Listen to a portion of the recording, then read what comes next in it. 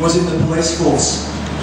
Peter started in the New South Wales Police Force as a constable, so moved from the ground up and became a detective inspector. But a detective inspector with a difference. He ended up heading up the forensic services in New South Wales. Played a critical role in a number of overseas responses to emergencies and major crises. So Peter's going to take us to a place that probably many of us have not been to. Yet some of the places that Peter will take us to are places that maybe we've gone on holiday. They're certainly places that we know a lot about from the media. And Peter's seen a side of life that many of us, and I hope many of us, never have to confront. But it's been in that realm that Peter has learned an enormous amount about leadership, about building effective cultures, and about achieving results and not focusing on excuses. And you know, it's often in the midst of a crisis that you really test the principles of leadership. And I'm sure that you can think back in your work career where that's true. When you're under the pump, pressure's on, things are not going well, and you're called to respond. But I doubt that any of us here in today's group have responded to the size and magnitude of what Peter's found himself responding to. Peter's responded to the tsunami, the Boxing Day tsunami in Thailand and Indonesia in 2004. How many people remember that? Look at the hands around you.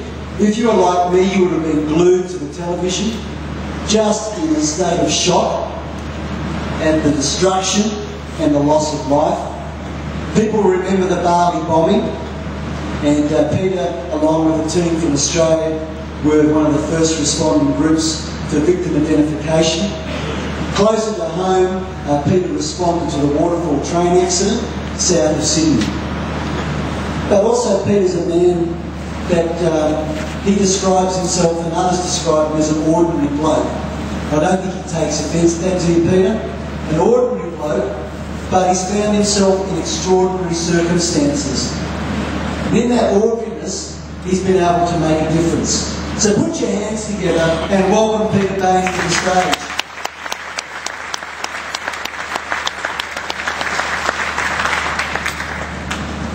Thanks, Mark.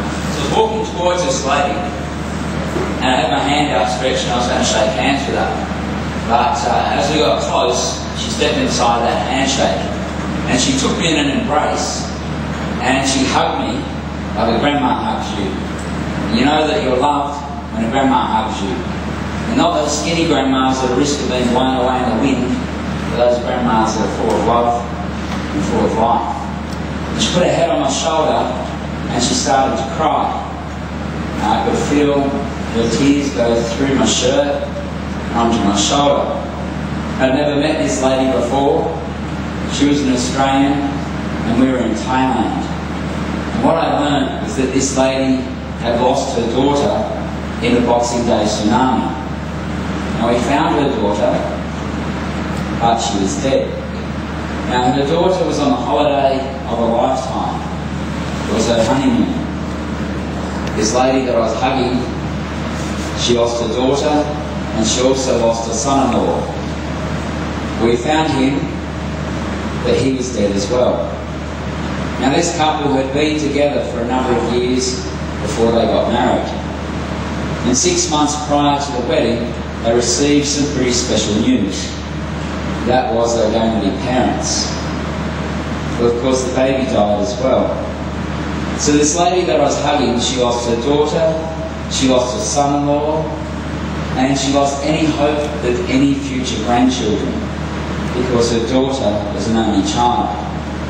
Now this hug that I was receiving from her, it should have been for her daughter, it should have been for her grandkids, but it never would be. And this represented the beauty and the tragedy that I faced each day working in Thailand. And this photo here also represents the beauty and the tragedy of Thailand. This is a place called PP Island, and I landed on this island on a helicopter and stepped off the helicopter, and I looked at this and I thought I have to take some photos because it's just so beautiful. But I walked 180 degrees around the other side of the helicopter, and this was the destruction on PP Island. And this is so typical of the places that I've been to do the type of crisis work that I have. I could replace this with photos from Paddy's Bar or the Sari Club, because the level of destruction that we saw in Bali after the bombings was just the same as this. So working in these areas, we're presented with a lot of unique challenges. And to meet those unique challenges, you have to have unique solutions. So the last 2 years that I spent with New South Wales Police, I spent on a secondment, and I was working with the National Institute of Forensic Science. And I was initially sent there, or seconded there for 12 months. And my brief was to look at counter-terrorism. And in particular, I was focusing on what we call CBRN, which is chemical, biological, radiological, and nuclear. And I was looking at the threats, I was looking at the trends coming out of places like Iraq, and then I wrote a paper, I wrote a thesis on what we should do as a forensic community to meet those threats and trends. So I went across to Interpol and worked in Interpol in Lyon in France and shared my findings with the international forensic science community, and following that, my secondment was extended another 2 times, and I worked with the United Nations Office of Drug and Crime, and I was assisting them around counter-terrorism and capacity building around leadership. Now the whole time I was working in this CT space, there was this one recurring theme. That was, hope is not a plan. We just can't hope that something won't go wrong. And I know that that's so much that was ingrained in what you guys do here, especially around safety. You just don't hope that everything's okay.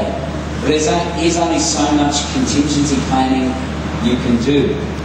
So what were some of the challenges that we faced in Thailand? Well, what we know is there was somewhere between 250 and 300,000 people who lost their lives as a result of the Boxing Day tsunami. And we went across to Thailand to do what's called disaster victim identification. We're there to identify the people who have died and send them home. Now in Thailand there was 5,395 people who lost their lives. And this was the world's biggest ever DVI attempt that had been undertaken. Thousands bigger than 9/11, therefore thousands bigger than anything that had been seen before. And in Thailand, there was 3,500 people died in this one small area called Khao Lak. Now Khao Lak is 2 hours north of Phuket. It's in the Phang Nga province of the Thakurpa region. And what happened when they found all of these bodies floating in the water or washed up on the beach, they took them to the local temple. And temples in Thailand are called a Wat, W-A-T. And if you've been to a Buddhist temple, you'll understand when I say they have a very serene feel about them, a very sacred feel, regardless of whatever your faith is. So they took all of these bodies up to Wat Yan Yao, and I arrived at this beautiful temple. And they're stunning buildings, and it's bright coloured and painted red and beautiful gold trimmings and gold statues of Buddhas, and it's surrounded by this beautiful lush green vegetation. But all I could see on the ground that covered the entire area, as far as I could see, was the decomposing bodies of 3,500 people that laid on the ground. Now for us as forensic investigators, we have to do a post-mortem on each of these people. But here's the thing, where do you store 3,500 people while you undertake this job? Because it's going to take 12 months or more. So we don't have anywhere set up in Brisbane or Sydney or Melbourne that can deal with that capacity. So there certainly wasn't anywhere in this resort area of Thailand.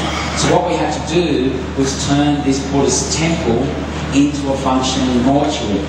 So the first thing we had to do was go out and get some excavators and lease them and bring them down and clear the site. We then had to go out and release 110 refrigerated shipping containers and bring them down to the site. We then had to get 3-phase power connected, water.